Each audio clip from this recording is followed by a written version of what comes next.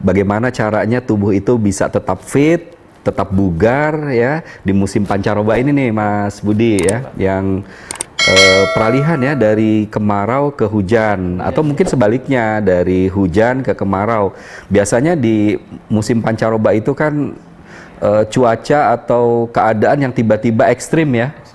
Angin yang begitu kencang, tiba-tiba debu yang berterbangan, tiba-tiba awan panas ya, udara yang juga panas ya. Dan di masa pancaroba ini tentunya mudah sekali karena kondisinya juga lembab, tiba-tiba kering ya, tiba-tiba panas, tiba-tiba basah, hujan ya.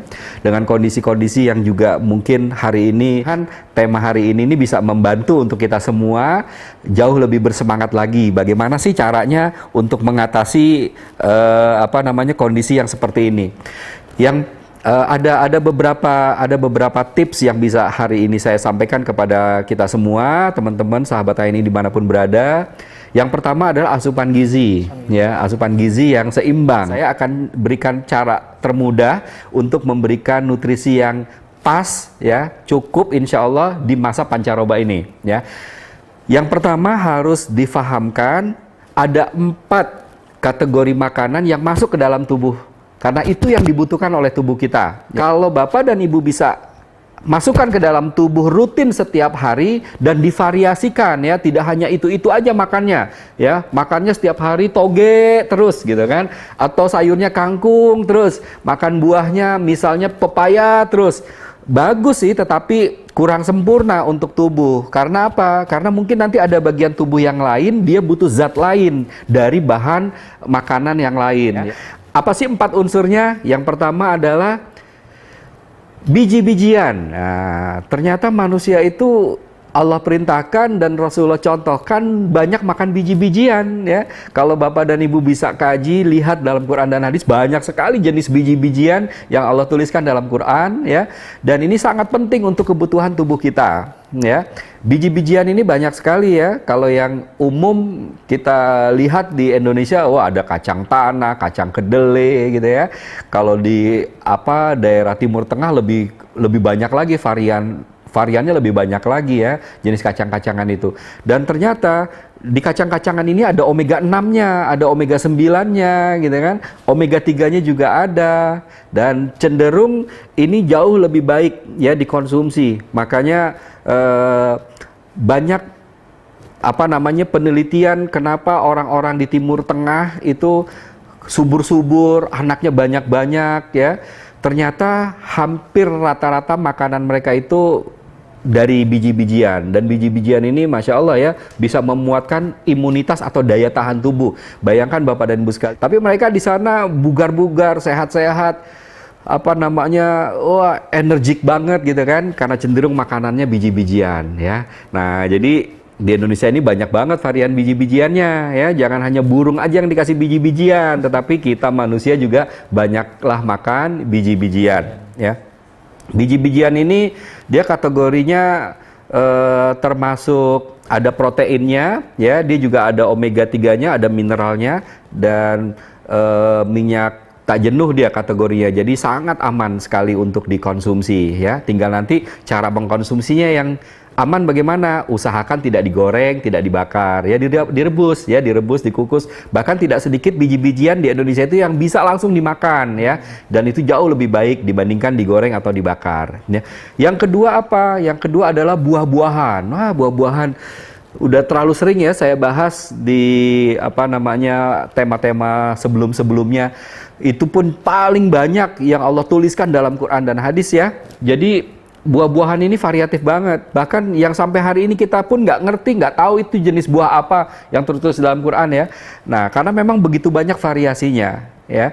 Nah, maka Bapak dan Ibu sekalian nggak usah pusing-pusing. Buah inilah yang membuat kita itu bugar, excited, semangat, energi. Kenapa?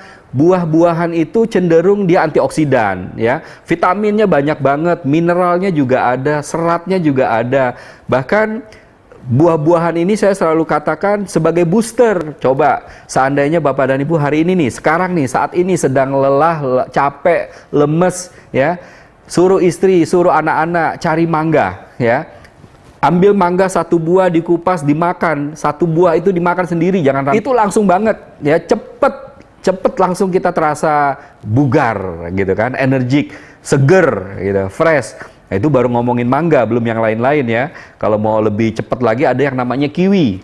Tahu kiwi, Mas? Tahu ya? Iya. Mungkin ada di Indonesia udah nggak sulit ya mencari kiwi. Ada yang asam, ada yang manis, ya terserah selera Bapak dan Ibu sukanya yang asam atau yang manis. Kiwi itu termasuk buah yang paling cepat untuk menaikkan imunitas. Unsur yang ketiga, tubuh manusia itu butuh yang namanya sayur-sayuran, Mas Budi ya. Ya, pertama apa tadi? Biji-bijian. Yang kedua, buah-buahan. Yang ketiga, sayur-sayuran. Nah, sayur-sayuran ini cenderung isinya adalah serat, ya, cenderung isinya serat. Tetapi tidak menutup kemungkinan mineralnya juga banyak di dalam sayur-sayuran ini. Zat besinya juga ada, ya. Kaliumnya juga ada, potasiumnya juga ada, ya. Mangannya juga ada, lengkap mineralnya. Dan vitaminnya juga tidak sedikit ya, ada beberapa jenis sayur-sayuran yang vitaminnya cukup banyak. Bahkan tidak sedikit juga jenis sayur-sayuran yang mengandung omega 3, contohnya brokoli. Ya, brokoli itu mengandung omega 3. Ada juga misalnya buah dan sayur-sayuran yang biasanya dimanfaatkan untuk penyedap masakan alami ya. Ada tomat, lemon gitu ya. Nah, itu bisa digunakan sebagai penyedap rasa alami. Nah, sayur-sayuran ini juga variatif, warna-warni banget itu ya. Ada yang ungu, ada yang hijau tua, ada yang hijau, ada yang hijau muda, ada yang putih gitu ya. Nah, masing-masing dari warna-warna jenis buah atau sayur-sayuran ini dia punya manfaat beda-beda ya. Contoh misalnya yang ungu ya, dia kandungan kromiumnya cukup tinggi ya. Biasanya yang ungu ini dia untuk liver, untuk pankreas, orang-orang yang sakit diabetes atau gula darah ya. Nah, untuk orang-orang yang punya masalah dengan kanker dan tumor, sel abnormal, itu bagus tuh warna-warna ungu gitu ya. Nah, ada juga jenis-jenis sayur yang paling banyak ditakuti oleh banyak masyarakat nih. Contoh misalnya kol. Ya, atau nangka muda yang biasanya buat sayur, atau jenis sayuran kubis ya, kubis atau sawi putih gitu ya, toge. Ini banyak masyarakat yang takut nih dengan sayuran yang begini. Kenapa? Katanya ada gasnya, ada anginnya. Betul, memang mengandung gas ya, tetapi itu tidak bagus untuk yang sudah sakit ya, khususnya sakit pencernaan atau lambung. Tetapi kalau yang kondisinya sehat ya, Bapak Ibu kondisinya sehat gitu kan, tidak ada masalah tidak ada masalah kolesterol, tidak ada masalah darah tinggi ya, stroke ya, tidak ada masalah asam urat, itu sangat aman untuk mengkonsumsi yang namanya kol atau kubis ya, sawi putih, toge. Apalagi pokoknya semua yang bergas-gas itu sangat aman, bahkan sangat baik sekali untuk dikonsumsi. Kenapa? Ya, ada zat di dalam kol, contohnya ya, kol itu yang dia bisa membunuh sel abnormal, ya. Maka orang-orang yang salah satu indikasi yang terkena kanker atau tumor itu nggak suka dengan yang namanya kol, atau menghindari makanan-makanan yang mengandung gas saat dia sehat dulunya. Nah, maka kalau Bapak dan Ibu, teman-teman dimanapun mau tetap sehat, hari ini kondisinya sedang sehat ya, tidak ada penyakit apapun ya, seperti yang saya sebutkan tadi, makan kol banyak-banyak nggak apa-apa ya, makan toge, makan sawi putih, itu bagus banget ya. Sampaikan kepada Bapak dan Ibu, khususnya yang punya anak gadis atau perempuan, banyak-banyaklah makan nanas, banyak-banyaklah makan timun, banyak-banyaklah makan tomat ya. Kenapa? Kaliumnya tinggi nih. Ya, coba silakan nanti dibuka hasil-hasil penelitian tuh dari dunia kedokteran modern. Banyak ibu ya yang melahirkan meninggal karena pendarahan atau bleeding. Itu kenapa? Karena kekurangan kalium, kekurangan zat yang bisa membentuk darah itu mengental. Nah, maka ayo, zat itu ada di buah-buahan dan sayur-sayuran yang tadi saya sebut ya. Jadi nggak usah takut tuh dengan yang namanya oyong, terong, timun, tomat gitu ya, nanas, dimakan. Makan nanas kalau mau lebih benar-benar sehat, dimakan sama mata-matanya sama bonggol tengahnya yang keras dimakan. Nggak tega makannya, nggak kuat ya di blender ya. Hari ini udah nggak susah untuk melakukan apapun. Pokoknya insya Allah itu akan membuat kita jauh lebih sehat ya. Nah itu yang ketiga ya Mas Budi ya. Biji-bijian, buah-buahan, sayur-sayuran. Yang keempat apa nih yang keempat? Ini yang biji-bijian ini kategorinya tadi saya lupa ya, maaf.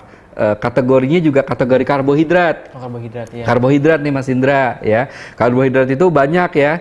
Biji-bijian itu contohnya kan kayak padi yang hari ini menjadi makanan pokok orang Indonesia ya. Beras itu kan kategori biji-bijian. Ada jinten hitam, Nigella sativa atau haba sauda itu kategori biji-bijian ya. Ada hari ini yang cukup kita kenal namanya gandum. Nah, gandum ya, sereal. Nah, itu makanan-makanan terbaik. Ya, mohon maaf Bapak dan Ibu sekalian ya. Udah cukuplah kita bertahun-tahun makan yang namanya nasi putih ya. Ini bukan saya yang ngomong tapi hasil penelitian. Nggak bagus itu nasi putih. Ayo variasikan. Dan yang terakhir yang keempat adalah protein. Nah, protein ini dari apa aja nih Mas Budi? Ikan-ikanan ya Pak. Ikan-ikanan. Dan ikan-ikanan adalah sumber protein terbaik.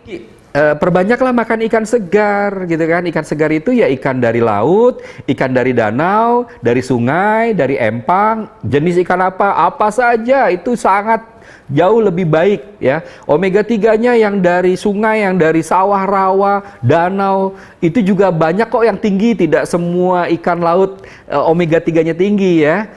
Banyak banget itu yang dari situ, termasuk jenis belut misalnya ya, atau kalau di Indonesia ini kita kenal dengan ikan gabus. Kalau di Kalimantan dibilangnya ikan haruan. Wah, itu ikan yang paling enak, harganya juga cukup lumayan karena kandungan zatnya itu sangat baik untuk dikonsumsi oleh kita manusia gitu ya.